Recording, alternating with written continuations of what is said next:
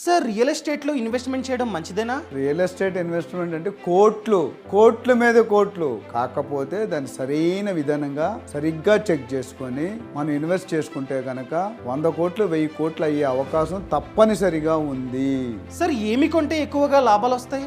ఏది కొన్నా రిటర్న్స్ వస్తాయి, కానీ మన పర్పస్ మీద ఆధారపడి ఉంటుంది. ఒక ఇండివిజువల్ డెసిషన్ మీద ఉంటుంది. ఫ్లాట్ కొనుక్కున్న లాభం వస్తుంది, ఫ్లాట్ కొనుక్కున్న లాభం వస్తుంది, విల్లా కొనుక్కున్న లాభం వస్తుంది, అగ్రికల్చర్ ల్యాండ్ కొనుక్కున్న వస్తుంది. కాకపోతే మనం ఎన్ని సంవత్సరాలు ఉంచుకోవాలనుకుంటాం, ఎంతకాలం ఉంచుకోవాలనుకుంటాం అనేది మ్యాటర్.